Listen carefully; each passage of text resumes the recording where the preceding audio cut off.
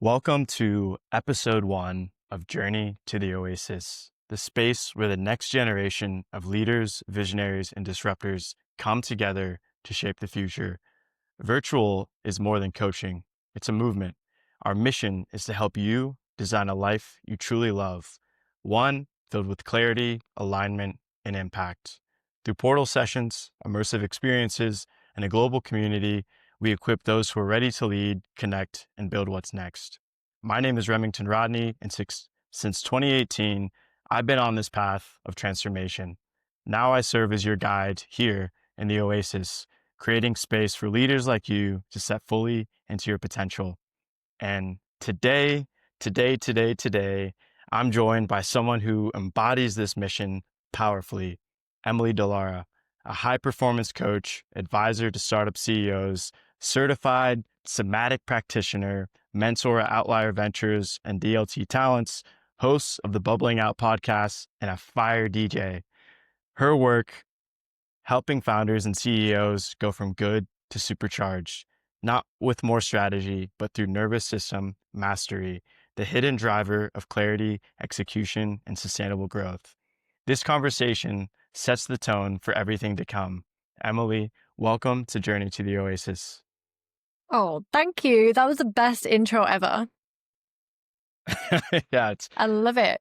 Honored to have you on here. It's been beautiful to see how our relationship has grown over the past, I think, year now, since we I first think. connected on LinkedIn, and just have been really inspired by the work that you're doing and the person that you are. Oh, I love it. Thank you so much. I've loved it as well. And I think you, when you're online and you've got businesses online, you meet so many people, but you don't stick with that many people. Like you have the people in the Hmm. network, and there's only a few that you actually stick with and you build relationships with. So thank you for being one of them. Absolutely. This is what it's all about, creating sacred spaces with people that you love and care about. I want to kick things off with the opening question. You've worked with so many founders and leaders, but before we go there, I'd love to hear about your own story. What was the turning point that pulled you out of the survival mode and into a new way of leading? Yeah. So my background is in crypto, digital assets, blockchain space. And for anybody who doesn't know what that industry is like, it's very volatile and it's very fast paced and it's very stressful. And when I was first in the space, it was very young. Nobody had a fucking clue what they were doing. Nobody knew how to build businesses. Nobody knew how to build products that were actually a match for the market. And so I jumped in at that point where nobody knew what the heck was happening. And I just got dragged, not dragged, well, I would say dragged. I was in the current of it and I was just going along with that chaos and mania. And fortunately, I was really good at what I was doing. And so I did a great job and I managed to go with that current and get into a CMO role and multiple CMO roles and become an advisor and then become a mentor and then become a coach. And I, whilst doing this, burnt out 2 times really badly. And I didn't recover for long enough in between, to be honest. And that was Mm, because I had this really bad relationship with money. Because I was surrounded by people who had bad relationships with money, to be honest. The whole industry was fueled on bad relationships with money and addiction to gambling and hype and stuff. And so it wasn't the best industry to be in for me to heal. And so I opted out about 6 years ago, 5 or 6 years ago. Fully opted out. I said, I'm not in this industry anymore. I need a break. And in that time period, I went and trained in leadership coaching, in performance coaching. I like pieces of paper. I like to know what I'm doing all the time. Not as much anymore, but back then I needed something to follow that would get me out of being a CMO. And so I started coaching the founders who were in this chaos because I'd managed to get out, I'd managed to recover through many different ways. And now I had the tools to help them. So that's when I started making the change. But before that, it was just absolute chaos. And I was terrible. I was drinking, I was doing drugs, I was not sleeping. I was taking nootropics because that's what everybody did. Like to stay awake, you had to. The only way to keep working. I was living in Vietnam, and Vietnam at the time was go, go, go. It probably still is now, but it was a bit like all the new money was there, all the crypto money was there, all the developer houses and exchanges had HQs there, and I was leading the marketing teams there. And so you were just surrounded by this go, go, go all the time. You just couldn't stop. So when I exited, it was just like, it was life changing. I was like, okay, oh, there's a world outside of this, really? I had no idea. So that's it in a nutshell. That's crazy. Like, to be able to remove yourself, I think is like the most powerful thing, especially being crypto and blockchain. You know, that's my background as well too for the past 3 years. Like, the industry moves at the speed of light. There's so much FOMO created every second of the day, and you can really get lost in who you are and what your purpose is amongst the noise. And that noise was, how am I going to pump my bag? You know, but you were able Exactly. to take a step back and slow down. And I feel like that Mhm. is something I love talking about in a million different ways. But really, you found your North Star, which Mhm. was in nervous system regulation. Like, Yeah. let's go there. Why nervous system regulation? What brought you Yeah. to that expertise? So that so it took a while to get there. When I first started coaching, it was because I was trying to find, what am I here for? Like that was the question. Why am I even here? That question had never been posed to me ever before. It was like, I'm here doing marketing to make money, right? And it was only when you have like a life event of some kind where I burnt out and I got a health thing. I had Hashimoto's. I was diagnosed with that at the time. And I was like, we can't continue like this. I'm out. So I had to take action. And so from that point, it was like, okay, why am I here? There is something bigger than me. And I went on a whole spiritual journey, and it was very ascended. So it was a lot of energy. It was a lot of working with the spiritual realms, all that kind of stuff, like very woo. And I became very detached from my body, which honestly, I feel like everyone who has a spiritual awakening goes through this at some point. It's like you're Mhm. bypassing the body. And so when I met a somatic therapist, I was like, oh, this is interesting. She's like, you are so disassociated from what you feel. You're like living in la la land, as she used to call it up here, which used to really irritate me. She's like, especially because I was like super woo. She's like, you're living in la la land and you need to come into the body. And she was fucking right. Like, she was all right. I was Mm. totally disassociated from my feelings.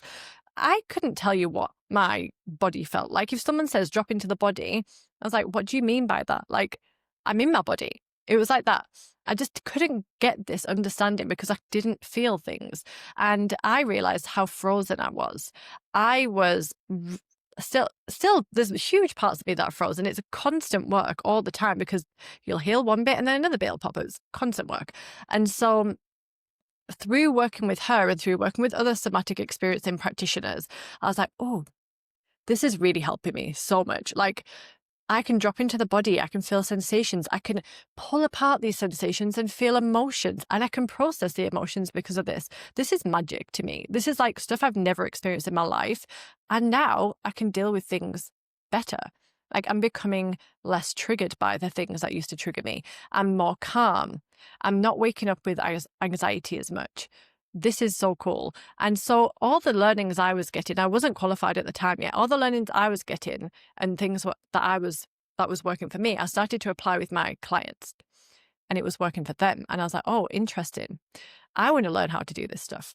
And so then I went to integrative somatic schools. So many layers, and people who are listening, they might be somatic practitioners, you know this. It's like so many layers. You can come at it from all angles, but the basis is coming back to the body, feeling Mm. the sensation. So I did integrative somatics, which takes into account all of the body systems: energetic, emotional, physical, sensing, spiritual, and you tackle it from all angles.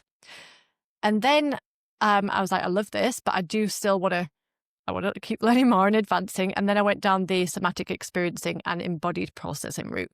And so anyone who's listening, you have the famous pioneers in this, Gabor Mate, you've got Peter Levine, you've got Stephen Porges, who talks all about polyvagal theory.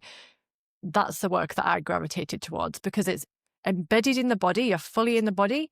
You can explain it cognitively, all the science, and then you could apply it really simply.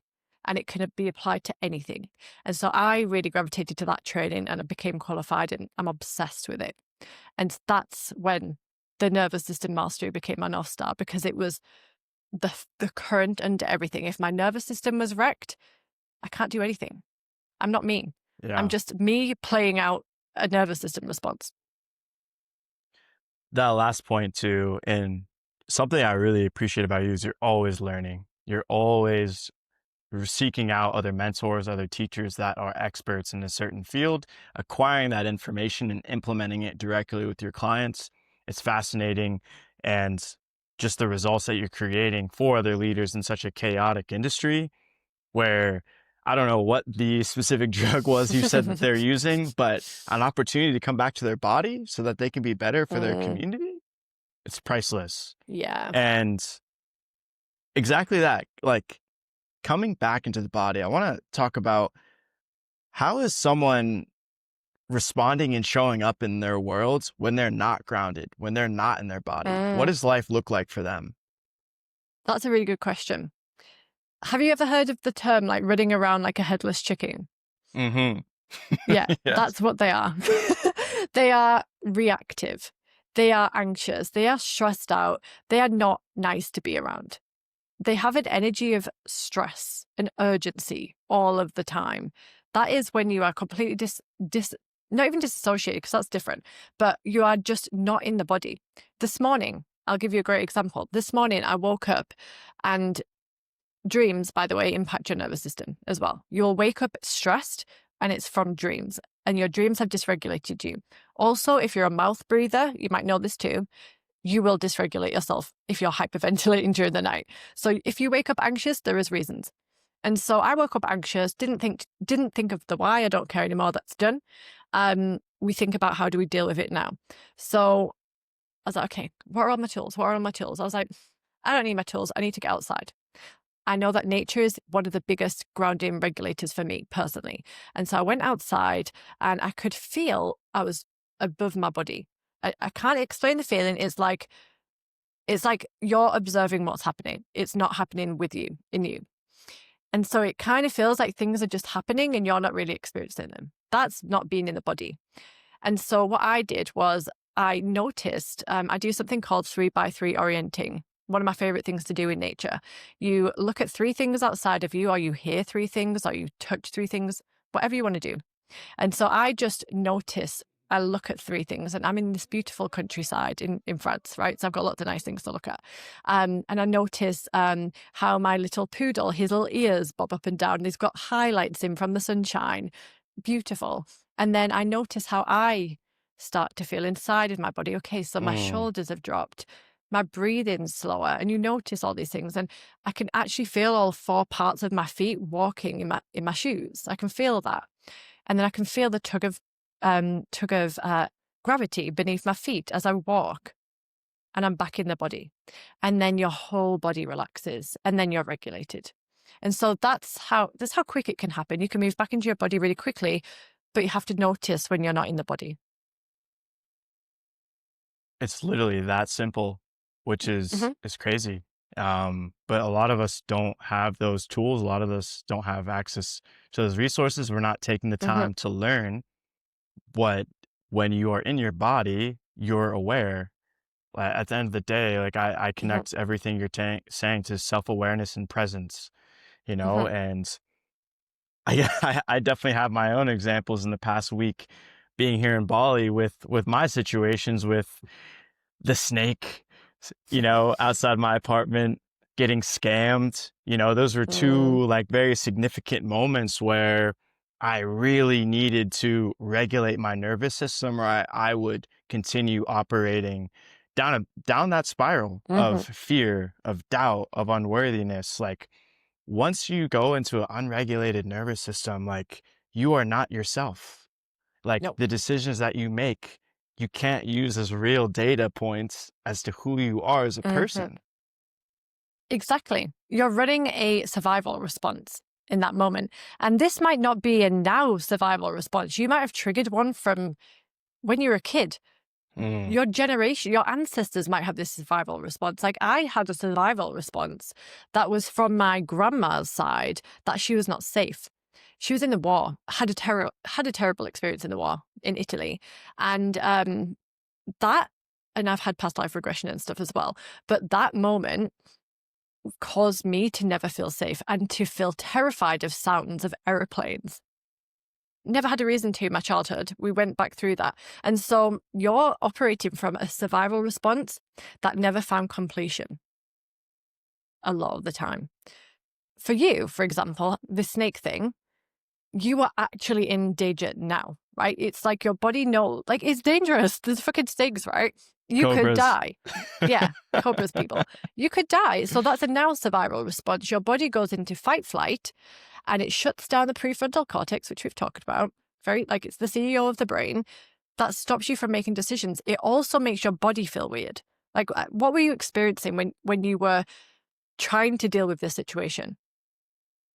Man, I was constantly looking in that area, which was their den. It was literally outside my window. There's a huge hole where they lived. I could notice my mind was constantly checking for danger.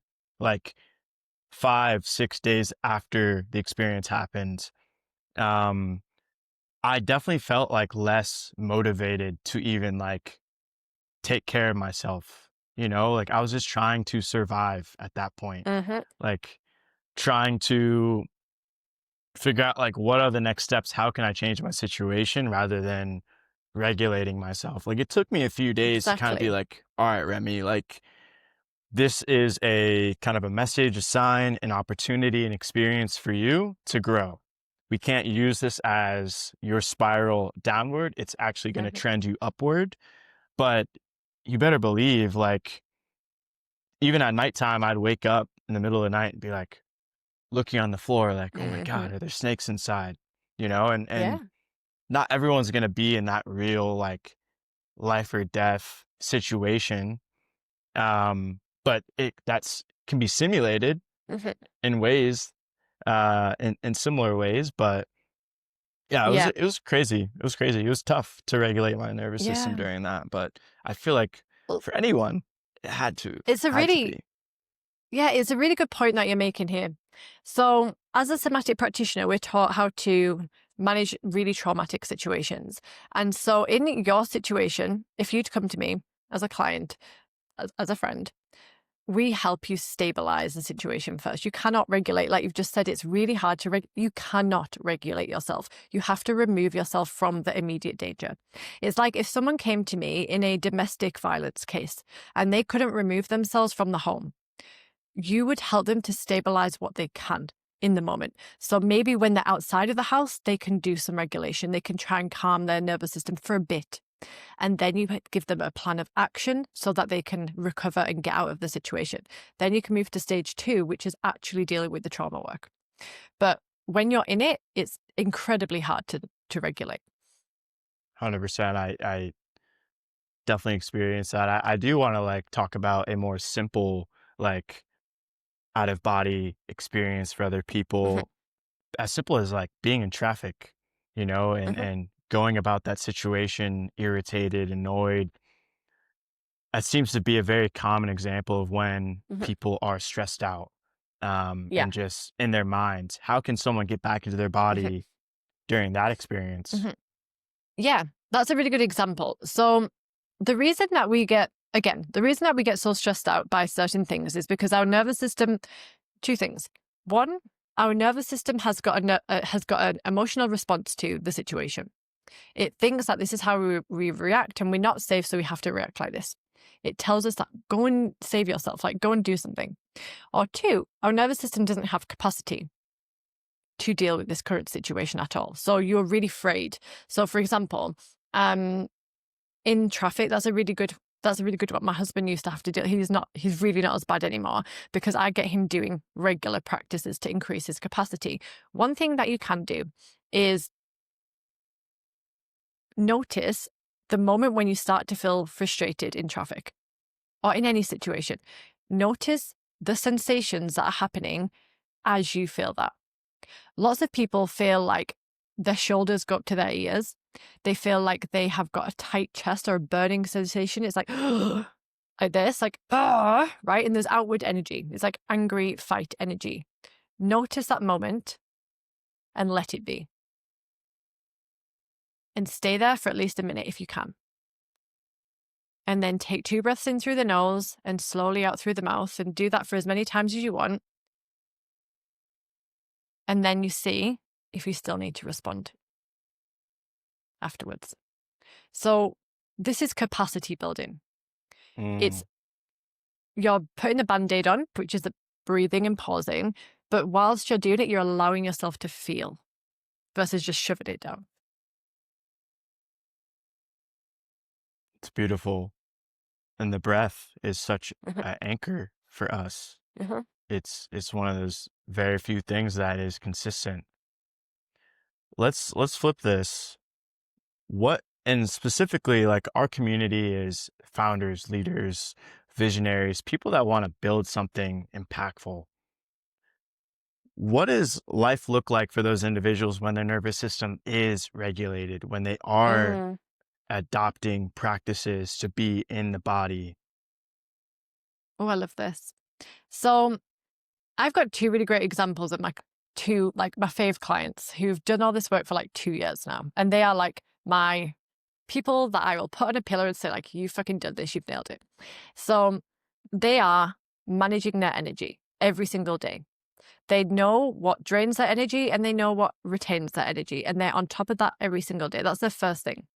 They understand the sensations in their body. So they are able to take action from a regulated place every day. So every day they're waking up, they're following a specific ritual that they have. It's all personal to everybody. And they're knowing, who am I today? How am I feeling? Where am I operating from? They're reflecting immediately, but as they wake up, how do I feel? What am I thinking? What am I believing about today? What do I need to believe about myself today? What needs to be accomplished today? And they go through all these things and they are ready to take on the day because they've managed to understand their energy, understand their mindset, understand their emotional state, and understand their physical state. And they are moving with intention throughout the day. And so when things do come up, it's okay because they've regulated. They're already coming from this like really grounded place. So I think, to answer it really simply, they are, and I guess if we're looking at it from, instead of the like, what are they doing? If we look at it from how are they executing, they're making better decisions because they're grounded and regulated. They are not reacting. So when people come to me, when founders come to me, they are really reactive. They are stressed out and they are trying to take over everything. A lot of the time when founders come to me, it's because they have teams or they have got investment money. And now they're like, now what? What do I do? Like, how do I manage this pressure? Like, I have now investors. Are they going to take the money away from me if I don't do a good job? It's all this, they're constantly overthinking everything. And so when they're not doing that, when they've learned how to regulate and manage themselves, they are waking up focused and grounded and being able to manage people more strategically. They're giving ownership to their team. They are thinking about things from a place of abundance and not desperation because their nervous system feels safe. They are switching off at the end of the day because that's a big thing. Like they can't ever switch off their brain is what they tell me. They know how to do it. And if they can't, they're okay with it. I'm okay with this right now. I know how to deal with this. And they understand that going on holiday is not a rest for them. Like, a lot of the time for founders, going on holidays are not a rest. So we need to build the rest and the capacity into the days instead. So that's how they are. And they just perform better. They're just more switched on. They're making better decisions. I've said that a million times, but they are. Like, the decision thing comes up again and again and again. Because when people first come to me, they ask me to help them make decisions. And at the end, they don't need me to help them make decisions anymore. They trust themselves to do it themselves. But they're also more innovative. Like, I have a client who came to me once, and he's one of my friends now, and he wanted to exit his business. He was burned out.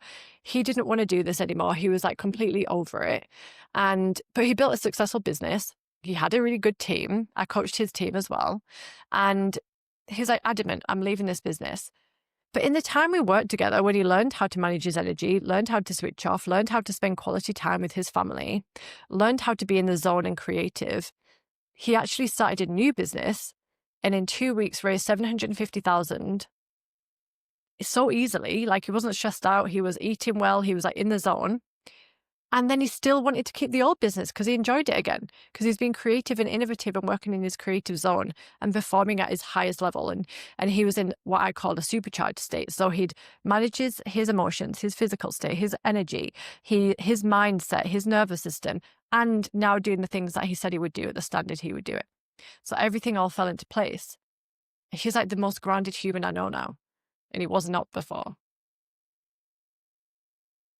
So many good It's so like cool. Yeah. points. I hope people are taking notes. Hope people are really soaking this in. Like you mentioned, one, capacity, and I look at capacity as space. You have to create space for new opportunity, new energy, new abundance, new experiences, new relationships to come into your life. But once again, we go back to this aspect of being in the body, your nervous system. When that's blocked, you're telling your body, you're telling the universe, you're telling your mind, your heart, I'm not ready to receive. But deep down, you know you want to receive. But this just goes back to the level of importance of this work.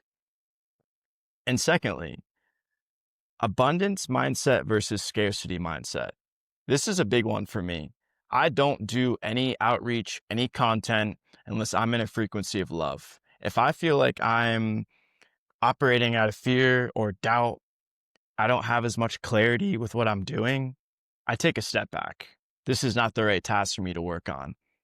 But that difference maker allows me to magnetize people with my words, with my content. But I think a lot of us are operating, I just need to get this out. I just need to post. Mm-hmm. Yeah, that's a really good point. Okay, so if you're not, before you do the action, like doing content or doing outreach, what sensation do you feel to tell you that you're in an abundant or a scarcity mindset? There's like this feeling of excitement, like I'm excited to do this work. This is my purpose. This is my mission. And then there's this sense of calmness. I get into this flow. I think for me, speaking, the way we speak is more powerful than the words that we say, how we deliver it. And so those are like two indicators for me. Like, all right, cool, Remy. Sometimes I'll do outreach to potential clients with a video or a voice note. You know, I want them to feel the safety and the vulnerability and the love from the words I'm sharing, not the I'm in desperation for another client. I'm in desperation Mm-hmm. for more revenue. It's like, that's not going to drive more for you. So, No. Yeah, no, it's interesting. And it's knowing that as well. Like, I do an exercise with my clients in my program, Align to Rise, actually, where you can understand what yes, no, or maybe feels like in the body. So you could ask yourself, is today the right day to do this? And then just listen in, because the body is the wisdom and it holds that. You can also do that intuitively. You can talk to your guides, however you want to do it. But I do it in the body. So you know, yes, today is the right decision. Today is the right day to do this. it's that checking in. And you talked about this as well. Like your clients in the morning are basically going through this daily routine of reflection and self-awareness. How am I feeling? What do I want to achieve today? What is my capacity to achieve those things? What are the best things I can achieve based on how I am feeling? These are, I think, I wanted to talk about these like nervous system killers, right? Mm-hmm. Because there's so many of them out there. And one of the biggest ones is social media. You know, it's like when I'm working with a client and we're creating their ultimate vision for their life and we're talking about habits, that's got to be a non-negotiable. You can't start your day on your phone or your nervous system is going to be blocking Mm-hmm. you from transcending and focus on Mm-hmm. what you want to do versus comparing. Yeah. Yeah, well, you know what happens on a scientific level? Let's look at it like this.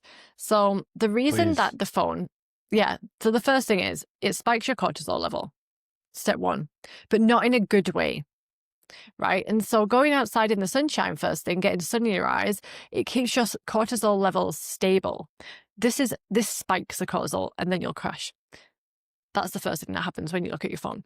The second thing, in terms of the nervous system, the nervous system's not the same, so it will react. It reacts to things. It's very reactive, the nervous system, and that's why we need capacity, because the more capacity you have, the less likely it is to react to the things that are not actually a threat. Okay, so when you open up your phone and you look at Instagram and you see, because remember, your body and your mind are taking everything in subconsciously. It's taking in everything around you at all times. It's searching for threats all the time. So you're looking at Instagram and you see maybe someone who does something similar to you, right? And you don't think about it, but you see it. And maybe they do amazing content. They've got like 100 million thousand followers, right? And you're taking it in. And if you're not body aware and you're not noticing the sensations, you might start feeling like a tightness in the stomach or a tightness in the chest, right? And that's a response to what you're seeing. And the response is to a belief, an emotional pattern at some point that maybe there's maybe related to scarcity, because we've been talking about this. It's like, there's not enough clients for me. There's not enough money out there, whatever, right? It's related to something that you believe. And that belief was started at some point in life. Maybe this lifetime, maybe a generation ago, like whatever, but it's there. And it's just been running in the background this whole time, forever. And now you have maybe toddler beliefs operating in your adult world. This is what my So teachers call real them, toddler though. beliefs. So Yeah. So real. like your father might have said to you when you were like 4, 5, you might have picked this up. Money is really hard to go by, right? You might have seen that in your family. You might have seen that in your neighborhood. Money is hard to go by. Okay, cool. So now as a adult, you see Instagram first thing in the morning, you don't even think about it, but you see someone with 100,000 million followers and loads of money. I'm not there, or that's not possible for me. Triggers subconsciously. You get the sensation, it becomes anxious. Then you've got an emotional state, then you feel fucking anxious all day. And that's what caused it. But you don't know that because it's all happening in the background. But when we clear these subconscious emotional beliefs, these subconscious patterns and emotional beliefs, you won't have the same response. However, building habits into your day to avoid them is a good start, I would say. Like, you need to, just not having phones, not having notifications is a good way to start to train the nervous system. You're removing the trigger for now. What are some very simple habits that someone that's very new to nervous system work, mindfulness, what can they implement literally right now or tomorrow morning, you know, to Yeah. regulate themselves? So I have a model called ARE, and we'll focus just on the first part, A. It means assess. To take action, you need to know what you're taking action on, right? It's like going into battle. You need to know what the fucking lay of the land is, right? How to do that. So every single morning when you wake up, I want you to ask yourself 3 things. How does my physical body feel right now? Usually you wake up, you might feel heavy. You might feel energized and want to get going. You might feel like you've got to move. Notice that. Notice how you feel emotionally. Do I feel anxious, stressed? Do I feel like I have to go do something? Do I feel like I want to stay in bed? Do I feel heavy like a brick? What is that emotion in that moment in time? And third, what am I thinking? Because when you feel these 2 things, you start thinking about it. So notice those first and choose to regulate first and see if it helps. So I just get everybody, my favorite, easiest tool in the world, 2 breaths in through the nose and slowly breathe out through the mouth like a straw. And just repeat that for as long as it feels good. And just notice if anything changes at all. Maybe your thoughts will calm down. Maybe you'll feel less anxious. Maybe you'll start to yawn. Maybe you'll start to cough or swallow. These are signs that your nervous system is down-regulating or up-regulating, depending on your nervous system state. So that's an easy tool to use in all of the states that you're in. When you know all of the states that you're in, you know what works for you. Like you have a bigger toolkit, and that's what I give to my clients. Because when you're in a freeze state, for example, it's really hard to use a tool for anxiety. Doesn't have the same impact. But the 2 breaths in through the nose, out through the mouth is a great start for anybody who wants to just go from, waking up in the morning feeling a bit anxious to being able to go and get in the shower and make breakfast. Sounds like a great tool to simply maximize your potential, right? Which is what Yeah. we're all about. And I think sometimes this work can be daunting on other people. But once again, like when you have a vision for where you want to go in your life and you do a reverse engineer of that, this stuff cannot be a negotiable. These are things that you have to do to show up for your future community, your future clients, for the world, and it's this stuff takes, I don't know, that practice could probably take Hmm. a minute, 2 minutes, 3 minutes. Hmm. Imagine when you're doing that daily for 30 days, 60 days, 90 days, you're a completely different person when you're Hmm. more self-aware. Yeah. Yeah. And the thing is just that, like, I get people, there's a bit more to that in terms of if you want to really do it, like you'll go all in, you'll do the full process. But if we're just focusing on it, assess, it's like you're already building the muscle of body awareness. That's the first step in anything, like awareness in mindset, awareness in my presence, awareness in my emotions, awareness in my physical body. So just lying there and exploring, I actually have got this like random pain in my left side of my neck. Is that because I slept badly, or is it because of something else? Okay.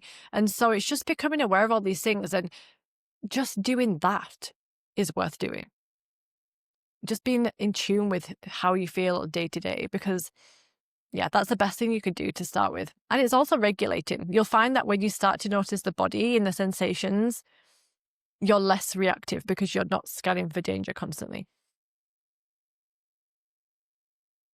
And you also talked about the subconscious, and we can either be at war within the subconscious or we can be Hmm. expanding. Hmm. And I feel like there's a lot of practices to start your day, middle of the day, whatever, to reprogram the mind. Is that some of the work that you're also Mm. installing with some of your founders and Yeah. leaders? Yeah. So we do it, it's twofold.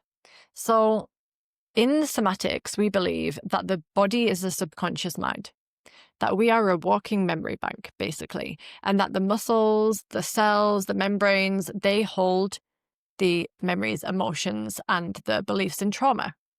And so the way we reprogram, and I've also done an applied neuroscience, so I do it twofold.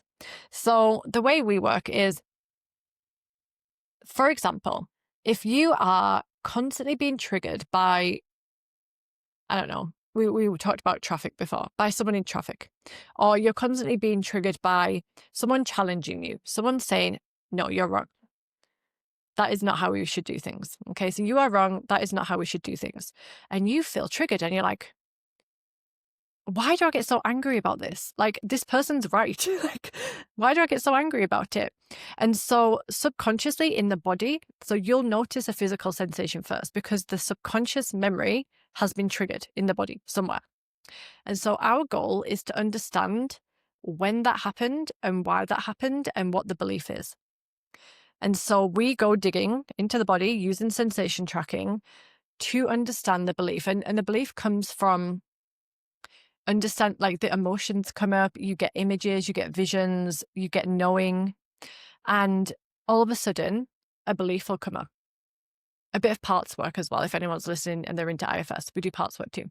And the belief might come up of like, I'm not good enough, or I am not worthy, or no one likes me, or no one listens to me, right? That's in the subconscious body. And now it's created a belief, which is no one listens to me. So it's just not separate. It's all together, if that makes sense. I think a lot of people just work on mindset, but you cannot. You have to work on both at the same time. Absolutely. I mean, your limiting beliefs will keep you in a cage if Mm-hmm. they stay limited. Like literally. Like, that is some of the work I focus on the most with myself. Just like you said, like, am I worthy enough to be stepping into being a coach? Am I worthy enough to be an artist or a musician? Like, there's so many different stories. Will Mm, anyone support the work that I'm doing? And it's like, all yeah. right, let's reframe that. Like, let's focus on the best case scenario.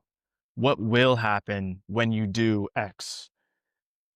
Mm-hmm. You're going to attract the most abundant, amazing community. You'll have finances for the rest of your life to travel and experience the beauty of the world, sharing your gifts.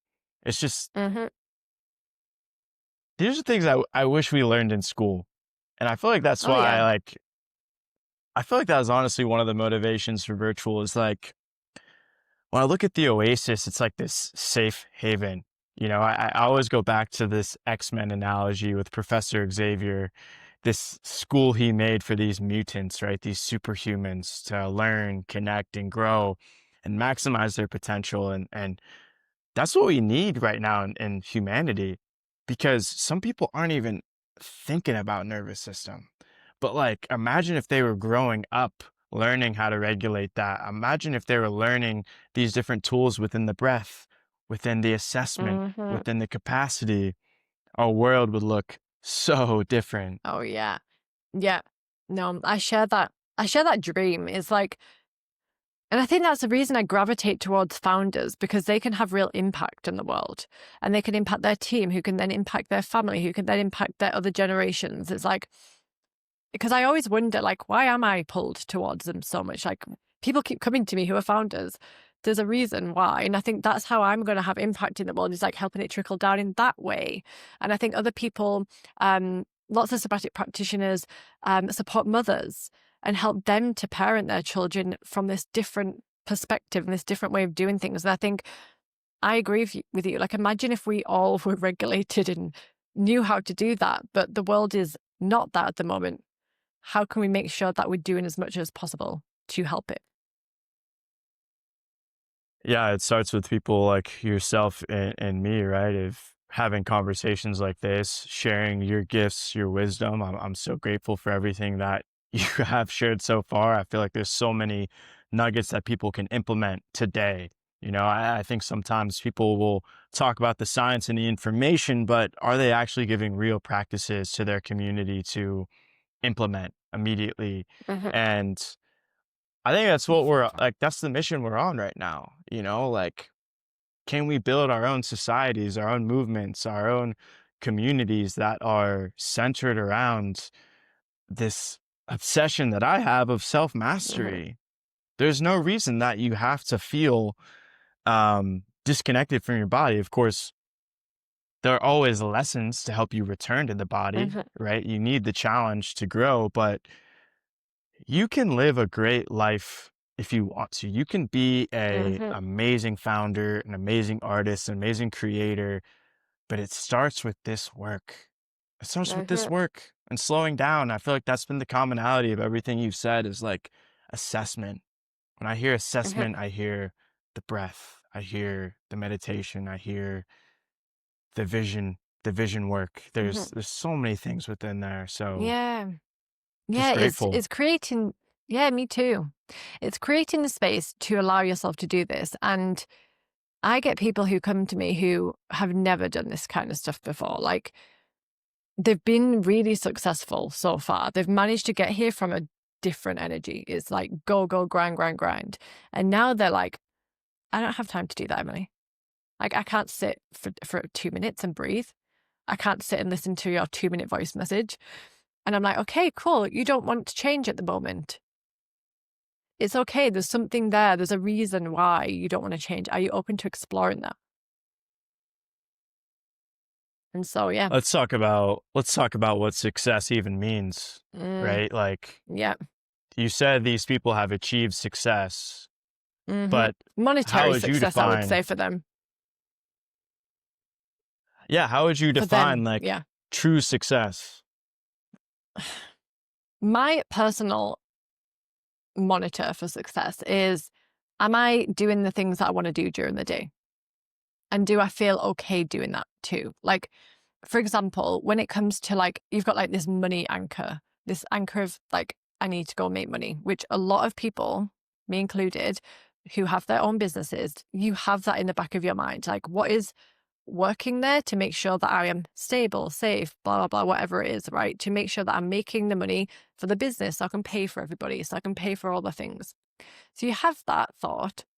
And in my earlier career, success was money. It was like, if I make X amount of money, I have been a success. But I made X amount of money and I wasn't a success. I was like, oh, what if I lose this money? Like, what if it doesn't work anymore? It just adds different layers. So I don't use money as the success metric anymore. For me, success is being able to get up and do what the fuck I want to do. Mm. I don't have to work. I don't have to do anything. I want to do what I feel like doing. That's success. It's also, I have friends all over the world. Success is, again, you have to have the money to do some of this stuff, but being able to go and decide tomorrow, I'm going to go visit Remy in Bali tomorrow, right? That's Let's success to me. go. Yeah, that's it. And that's all I care about. It's being able to have the economic freedom to have amazing healthcare, to sit and chill and just look at the trees. Like, that's success. I'd be curious, like, I love everything you said. I don't think we should be using monetary numbers, even awards. Like, I mean, I could say awards are obviously a great indicator, but I'd be curious your feedback on this because I think I've been focused on that definition a lot this year. I feel like 2025 has been such a massive like transformation globally on so many different levels from the government, education, the climate. There's just so much uncertainty and things out of our control. It's like, I feel like success is simple. Do you like truly love your life? Like, are you living in purpose? Are you excited when you wake up for the day? Or are you like anxious about it? Are you fearful about it? Are you Hmm. constantly living with the case of the Sunday scaries every single day of the week? It's Yeah, like, I don't know. yeah. I feel like it can be that simple as I like, love I just that. want to tell people like, man, like life is so dope, and just so grateful. Even if I don't have all the things, it's just less can be more. But Mhm, do I wake up and continue taking a step towards my purpose? mhm. Yeah, I love that. And I think also knowing that you have a purpose is a big thing as well. Like, people who have never heard of this concept, they think that they need to go make money. They don't realize that you can also lead from purpose and make money. So when I speak to people who are like, for example, family members, you just got to accept that they're your family, but they're never going to be in the same wavelength as you and you can't force any of that stuff. But I see family members who will say to me, but you're different though. You're different though. Like, you went and moved away and like, you do all your stuff and like, not everyone thinks like you, Emily. And I'm like, yeah, not everyone does think like me. I'm happy thinking like me. And so I stopped a long time ago trying to like ask questions like, don't you wish you were doing something that was more purposeful? Don't you wish that you were doing something that you're excited about? Like, you're spending a lot of time working, like a big chunk of your day is working. Don't you wish you were doing something like you enjoyed? And so I stopped asking that a long time ago with my family and friends because you can't change everyone and people change when they want to change.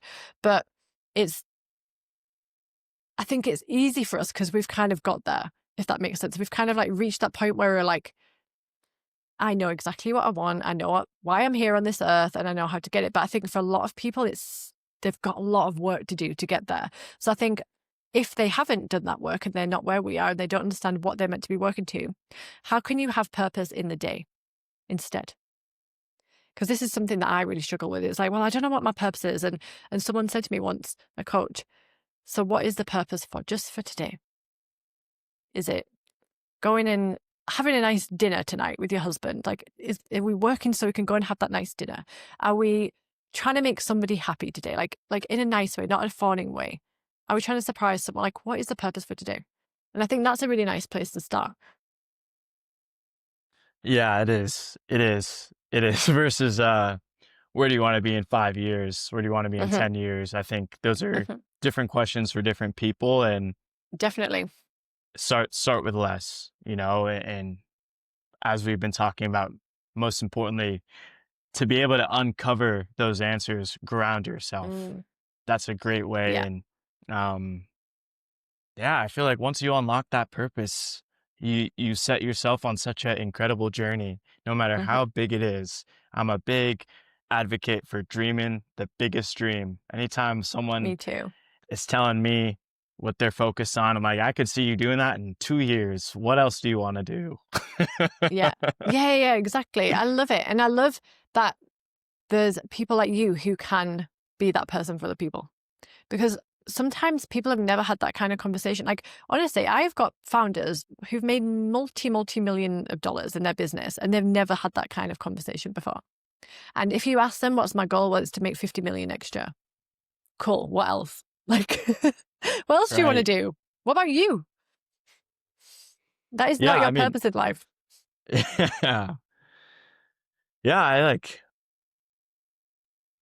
and like the session that we do, the vision session, I like break it down when they're trying to design their dream life. It's like career, purpose, money, finances, relationships, intimate relationships, adventure, play, impact, legacy, environment, lifestyle. Like, look at the complete So vision, fun. right?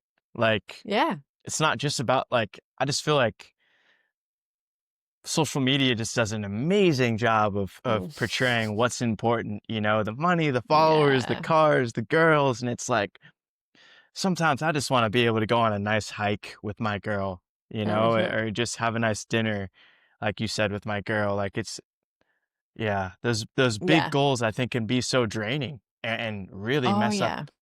your body. Yeah. It's work that I've been working on for a long time. Like this was my biggest belief system. And as my coach calls it, my BS system. She's like, this is your biggest BS system and we're going to be working on this.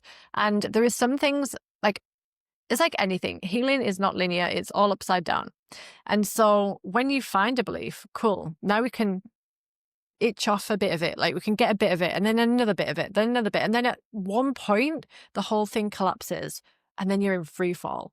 Like, who the fuck am I now? And so I've been in that phase a few times when the belief system's completely broken open and then you Mm, start to put it back together in your own way. It's really interesting. Like for me, for example, I had a terrible eating disorder for 10 years in my teens to early 20s. And now I'm now a somatic practitioner. I know all about addiction. I know why it causes and all that kind of stuff. But I was able to switch the belief from I am ugly and fat or whatever. I think the deep down what deficiency story was I'm not good enough, right? Or I'm not worthy of love. And I managed somehow on my own through all my education and books and stuff when I was like 21 or something to shift that belief. And now, looking back, I collapsed the belief and I just stopped believing it and I stopped taking the actions and I didn't have the addiction to food anymore. And anybody who's listening who's ever dealt with an eating disorder or anything like this, you feel like you're in a prison in your own mind. You cannot stop. You can rationalize it all day, but you cannot stop the behavior. It's impossible. It is like being a heroin addict. It's the same pattern. But when you catch the belief and you are so strong and able to find it and like toss it in the garbage and like burn it, you become a different person. And so I remember like someone said to me, like, have you managed to get out of this in like 6 months? I'm like, I don't know, but I just knew that that belief wasn't true anymore. Deep down, it mm. just flipped. And I think I didn't know somatics, I didn't know energy work, I didn't know anything, but something just shifted and I did it all on my own. Who knows? I wish I could I wish I could reverse engineer that and teach other people to do it, but it was just a weird thing. I put loads of things together from different books and I just did it. A lot of it was to do with knowing that my um, survival response couldn't control me as much as it does, as I think it does. Like it can, if you're in severe danger, it will get you out of there. But just knowing that that voice, that reptilian voice, cannot always make my muscles move. That really helped me to get through it. Thank you for sharing that too. I Hmm. know was probably not an easy journey at all to be experiencing. But just like you said, like, I mean, you should be extremely proud of yourself. You took the time, the energy, you created the capacity to move through that. And it sounds like that was such a huge growth and turning point for you to really get to the core of the why is this happening in my life, and Hmm. letting go of the limiting belief and replacing it Hmm. with new ones. So Yeah, thank you for sharing that. you're very welcome. We could do a whole another episode on addiction, honestly, because people get into addiction cycles, and it doesn't mean you have to be like a junkie taking heroin, although that is another addiction you can work through. But we're addicted to many things, and so it's very interesting to understand why and how to get out of them as well. All I right, love this it's topic. gonna happen. It's gonna happen. I would love to do that. That sounds like a great episode. Um, well, I've got one final question for Hmm. you. This podcast is called Journey to the Oasis because we believe a new reality is waiting for each of us if we choose it. For you, what does that oasis look like? The life or the world you're working toward, and what's one step our listeners can take today to move closer to their own? Hmm. That's a really nice question. So it's two questions. So what does my oasis look like? My oasis is just doing the thing that lights me up every single day. I said to my own coach yesterday, she was challenging me. She was like, is that really the dream though? Is that really the thing that we're working towards, Emily? What is it? What is it? What is it? And she was really challenging me. And I was like, I just want to be a fucking fairy living in my garden, like helping people to embody and feel their body, to be embodied and to be able to know that they are in control of their own responses to everything. They do not have to live in this prison anymore. They do not have to be reactive. They do not have to be this Mm. person if they don't want to be. So that is my oasis, just knowing and living and breathing this stuff like a fairy. That's one thing. But how can people have their own oasis or little part of that? It's just knowing that you can change this. You do not have to stay where you are right now. If you learn little tiny things and learn how to come into the body and you learn what your nervous system's doing, like, for example, am I hungry or not? Am I thirsty or not? Do I need to go to pee or not? Noticing these body cues throughout the day. That is step one. Do that first. And you're closer to being able to untangle whatever it is you're going through and be free of it. Oh man, that was so powerful. I love your mission, your passion, your excitement for this work. I'm so honored to be on this journey with you. The Yay! world needs Me us. too. The world needs Emily Yeah. Dallara and everything that you're doing. I want to say thank you Oh, for coming on to our first episode of Journey to the Oasis. Where can our audience find you? And I will definitely be linking your websites, your social media, everything to the podcast yay. below as well. Thank you.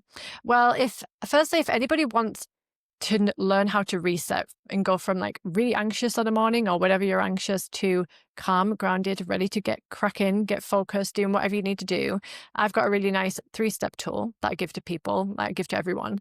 And that's at emilyrosedallara.com/reset. So I could send you that.